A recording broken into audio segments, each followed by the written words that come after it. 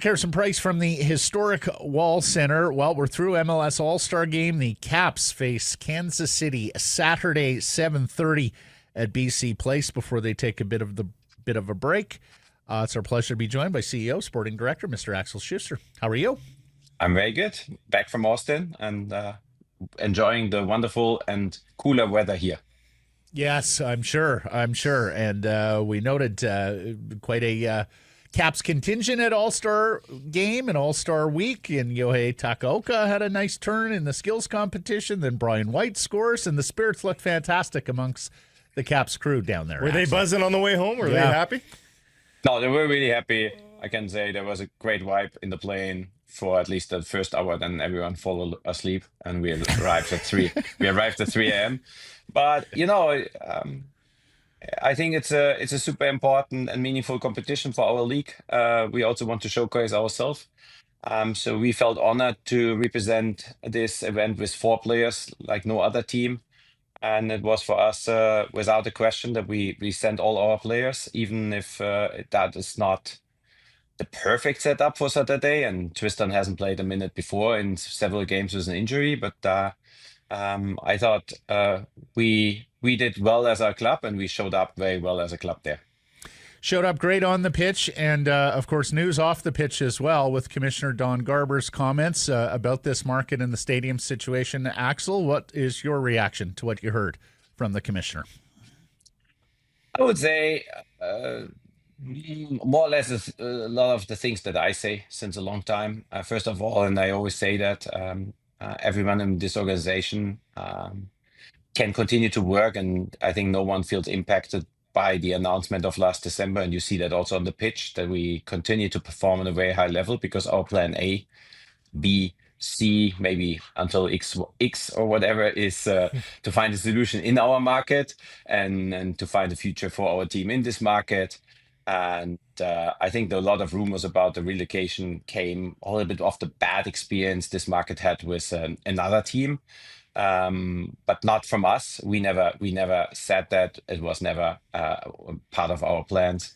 And that part of it is also looking into a stadium solution is also not very new, because we announced something about that.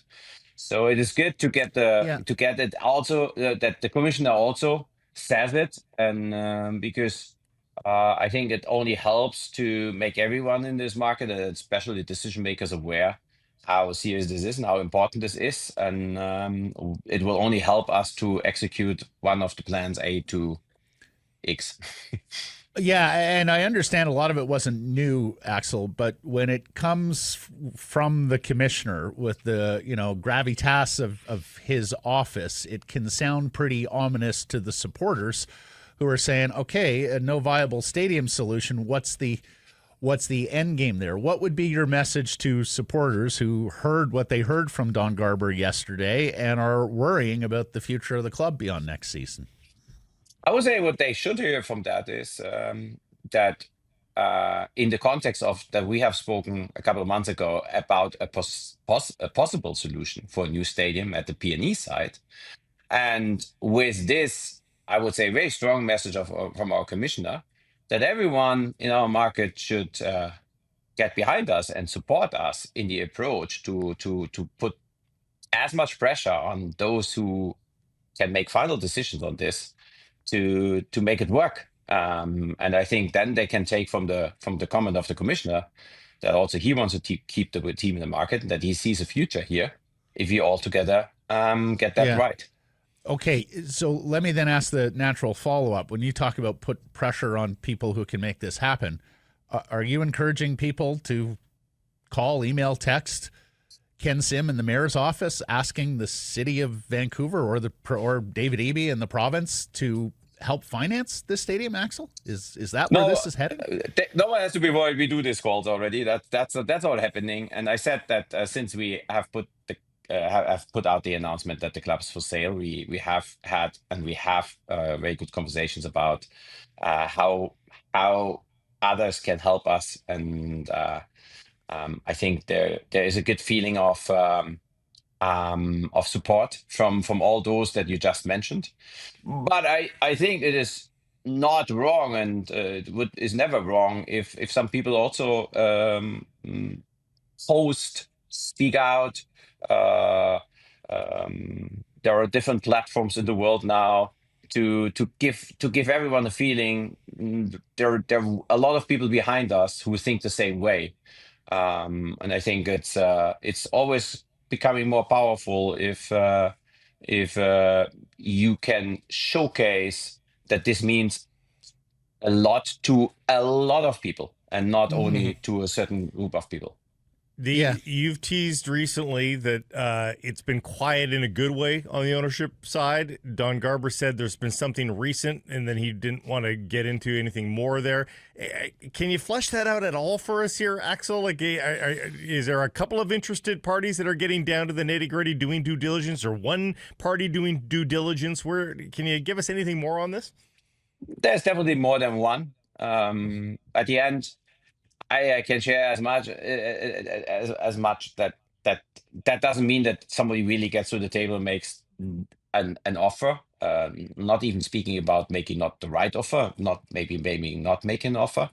And I would say the process is also very helpful for us because those groups obviously ask a lot of questions. If you want to make a commitment for such a long time, you ask the right questions. You maybe have even a different view from outside. We are sticking in it since many years, so we are running our circles and try to do every year the best we can do. And I think we do a great job. But then somebody who looks from outside says, "Have you never thought about this?" And you said like, "Oh no, wow," and it opens a different thought. And it's also on us to provide answers to certain questions.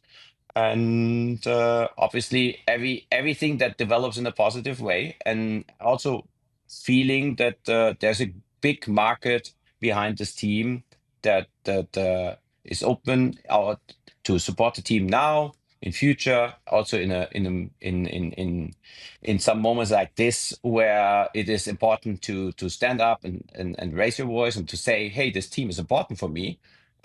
Is all of this is helpful because you can imagine that if somebody has to put so much money on the table, that he does a lot of due diligence and that he looks into really every last corner of everything, and this goes even that deep to see what does this team mean and how many people are following and how many people are posting and how many chatter is there about this team. And so I'm really not saying somebody should call somebody or write emails. I think it's more about creating, and I'm sorry because it's not my native language, so I'm trying to explain. We have to create a buzz that everyone feels, wow, this whole city is for this team is important for the whole city, and everyone wants to support the Whitecaps in this process of finding the future of the next years. And that is absolutely true, Axel. And as you know, you have two allies here who love watching and going to Whitecaps games and chronicling and following the club. But there's no owner and there's no stadium. Beyond Jeff and Greg, they want to sell, and there's no stadium plan going forward. And of course, sports fans are pretty smart these days. Like, they have heard all of this about we need a viable stadium from other leagues as a pretext to relocation. I understand Garber said last night we have no plans right now to move Vancouver, but I am, and I think there would be a lot of Cap supporters who are also wondering about just how committed Don Garber and MLS are to the market of Vancouver. The one thing I have to say here, and then we have said, and I think the ownership group has said that from the beginning, they're not running away. They're not moving to a different continent or whatsoever. They have said that they want to start a process to find somebody. And I think we all have been very aware from the beginning in our first conversations, even with MLS, that take time. Okay, no one would have had any problem if somebody would have stand up 2 days later says, "Hey, I come to your office. I want to do all of this, and I will commit for the next 20 years, and I do all of this." No one would have had a problem. But we were very realistic that this will take time, and that people who are interested and are open to commit in the long-term future of the Whitecaps with them in the ownership role, that they will do a lot of due diligence and will ask a lot of questions. I know our Yeah. data room. I tell you what, uh, it is impossible to read all of this in 1 week if you would spend 24 hours a day to read all of this. So this takes time. This takes time. And what I can say, with the comments also of Dawn, with everything I say, with the announcement that we had that we are working with the city, and we wouldn't go out and make an announcement out about the P&E side. There are things developing, and they are developing. Do they develop at the right speed? Would we hope some things would go faster? Yeah, but I think not in an unreasonable speed. Not far off our expected timeline. And the one thing that can help, obviously, is creating even more vibe. The team is number one in the West, points per game. We're on an amazing run. Now our injured players are coming back. I think we went through the most difficult phase of the season already with the last weeks where we had so many players out. And we can win here something. And so what is a better time to come and create such a buzz around the team that it accelerates things? I'm not saying that it will change things. We more would hope that we can accelerate things than that we think something has to dramatically change in the process that we are doing behind the doors. An intertwined story to this is the stadium issue with the ownership issue with the winter schedule issue. There's hopes of a new stadium here, but now it comes with the expectation that you'll be watching those games in the wintertime potentially, if Don Garber's words are taken at face value, that they inevitably have to get to that point. Does that change the equation for anybody when you're talking about a new stadium, in that, hey, an indoor stadium, you'd be one of the few northern markets that could comfortably host in December and January, theoretically, if you stayed in BC Place. But of course, everybody's been pining for an outdoor stadium with grass here over the last couple of decades. So how do those two jive with each other? Look, I understand every concern, and I understand that it is the nature of us all to be almost a little bit, always a little bit more scared than positive, because it's actually a good thing. If we discuss a problem, I always discuss the worst case and not the best case, because the best case is a nice thing and you celebrate at a certain point. I really want to say that I have all insights. I look into everything, and nothing of what has come up recently, nothing was happened so far, is right now a major concern for our general plan and strategy. And the calendar change. First of all, I come from a market where you play all the winter through, and the weather is way worse in most of the markets than in Vancouver. Yes, for So you, yes, for Vancouver, anyway. You can easily play outside 12 months in a year here. But the calendar change, I think there are so many discussions, and for the right reasons, because it's in the process, it's internal discussions, it's adjustments, it's working on the best solution. No one really wants to share all the details, but I can say that in no scenario right now it is planned that we play like Germany or England through Christmas and Boxing Days and something like that. And the changes are mainly be done to align to what the soccer calendar is in the world, to align to the transfer windows, to make sure that we don't have to play in international windows, so that our national team players are not gone all the time. What we have just seen, we missed our national team players in 7 games already this year. That's not helpful. And there are smart solutions how to handle the thing around the winter months. And I can say that in the the coldest months and most difficult months in Vancouver, what is December and January, there's not even a plan to play any more games than we do now. If you host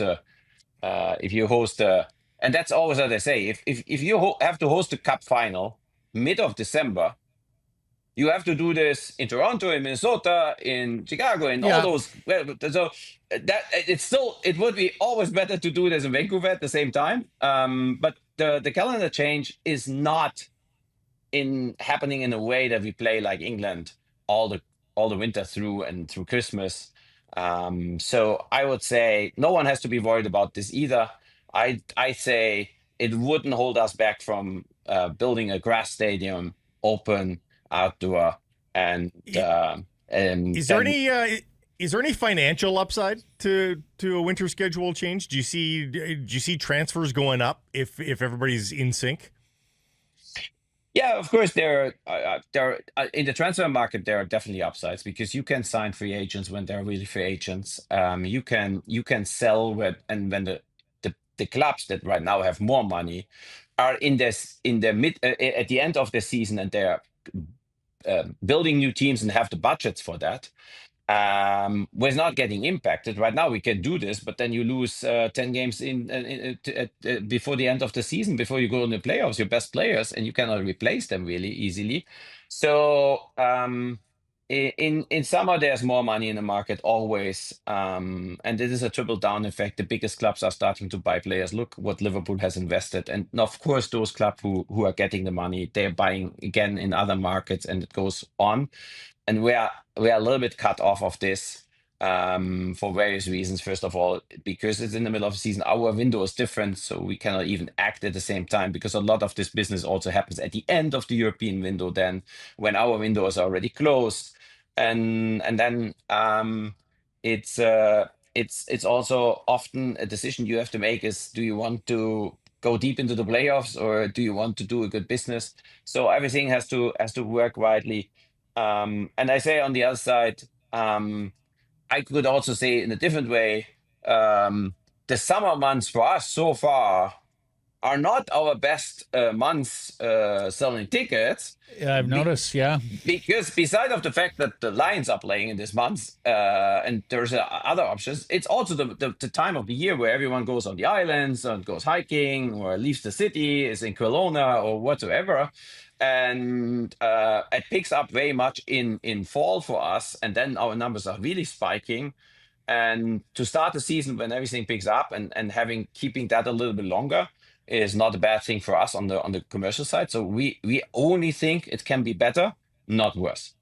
Good answer. I want to ask you more about what Garber said, Axel, when he talked about 17 days where we can play our games and that's it. We don't have the flexibility, talking about next year's World Cup.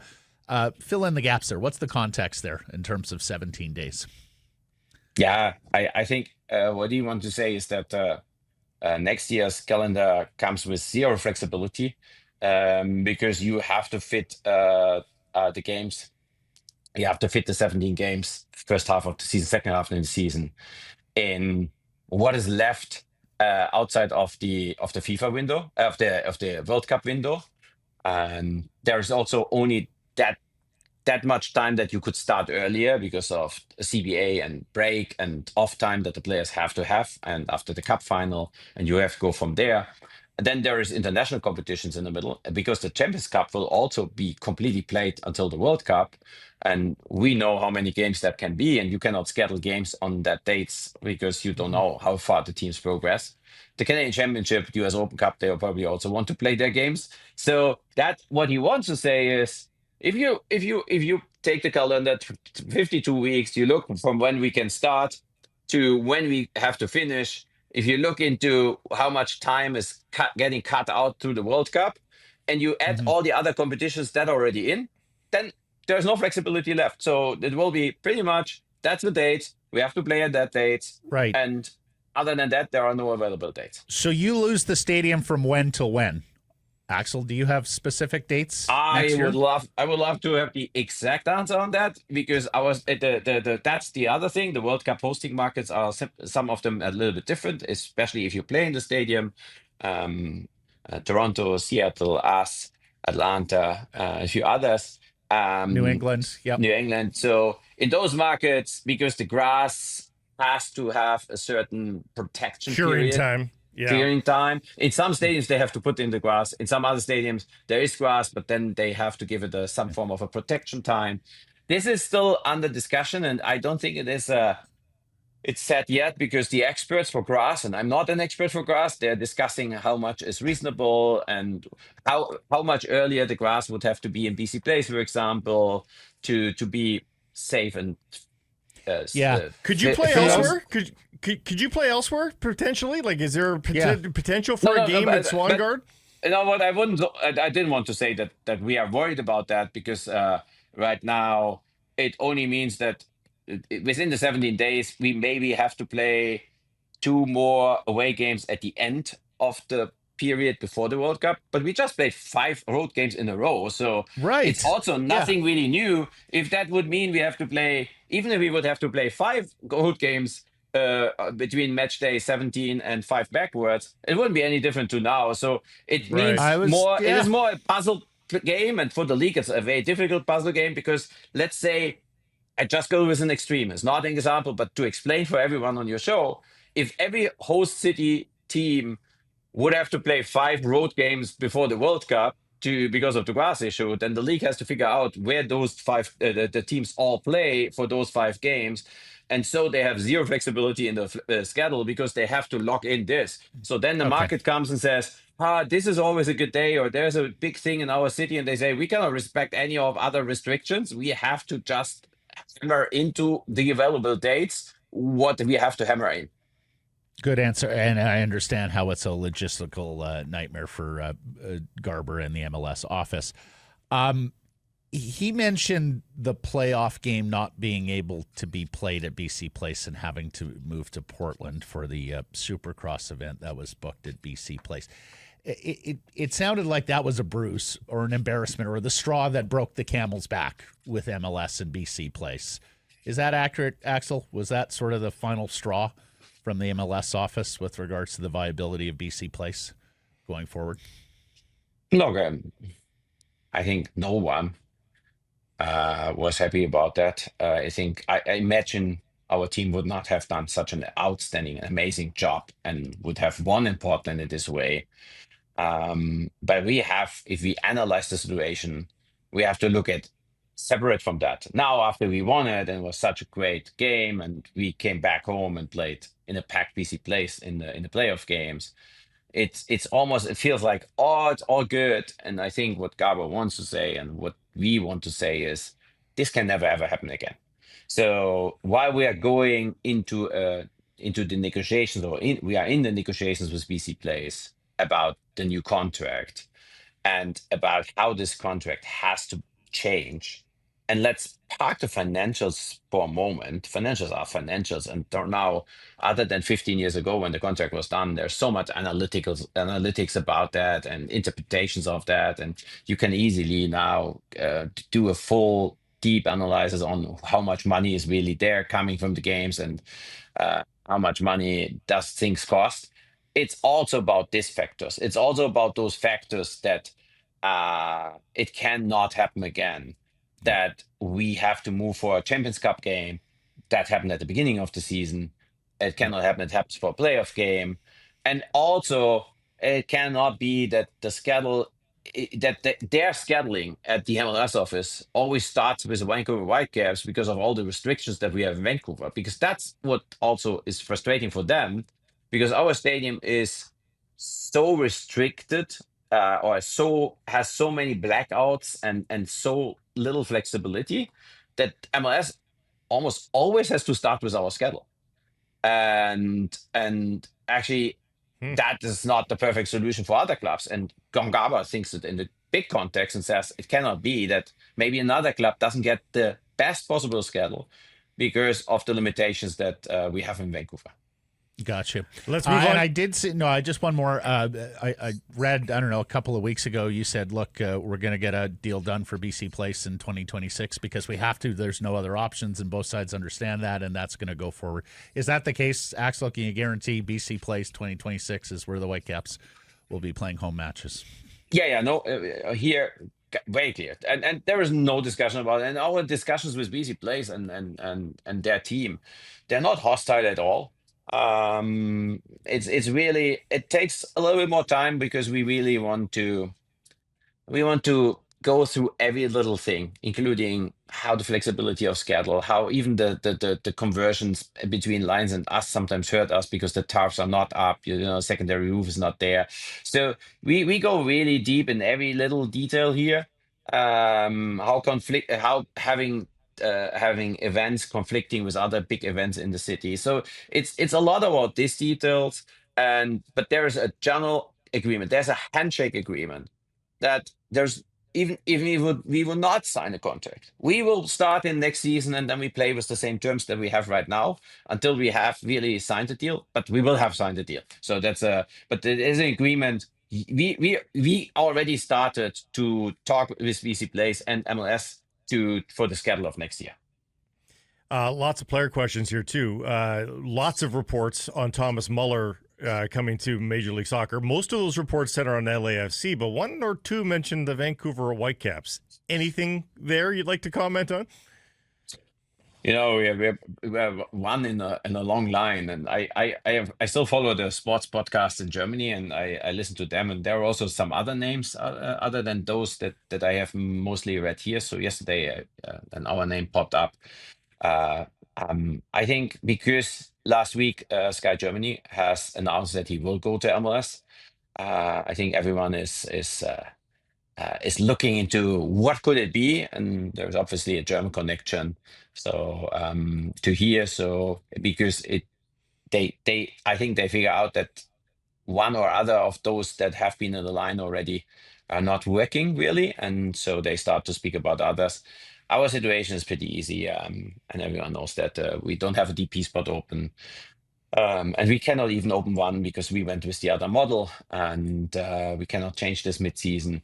We have, unfortunately, 2 season-ending injuries on the defensive side of our team, while we have attacking pieces coming back with Ryan Gauld and Ali Ahmed soon. So everyone can imagine what we are focusing and working on. And so there is not more to say, although I have to say as a German that there's nothing bad that I can say about Thomas. Nothing that would hold me back from thinking that would be a great thing. But the reality, we're working in the reality. And that's what we are doing right now. How about Luc de Fougerolles, the Canadian men's national teamer? Reports linked there. He signed with Fulham, but I would think that they want to loan him out for a lot of minutes. You could offer him a lot of minutes, couldn't you? Yeah, we could, and obviously the situation has even changed. Look, I think we traditionally try to look for into interesting Canadian talent always. Especially in those where we think we can maybe offer something like playing time. That doesn't mean that they always agree. We have talked with his side. I don't want to make that a secret, but not at that time, at least. That was one of his plans to come to MLS. Obviously, with the injury of Ranko and us even having more minutes, we will try again to activate these conversations, but I can not share more than that because there is no more than that yet.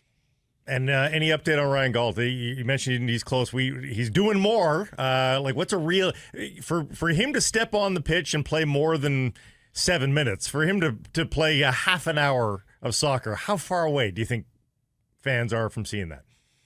Look, last time I did a prediction, I was very bad on it. So, and then since I'm not making predictions, it's progressing well. I would like to keep it like this. Unfortunately, that's something that I learned very early in this business. And not every individual is the same, and healing processes are very different. And there could be setbacks. There could be just things that are going slower than with other players. So right now, it's progressing in the right direction.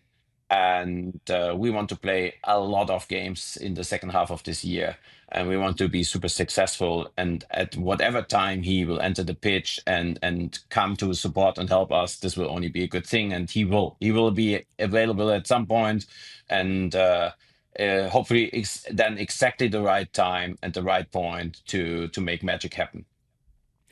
Well, we're looking for a long session here, Axel, so thank you for the time. But yes. Saturday at BC Place, 7:30 against Kansas City, and then they're back at BC Place August 17th against Houston, August 23rd against St. Louis, second place in the West, but with that game in hand, could very well be the top club again here soon.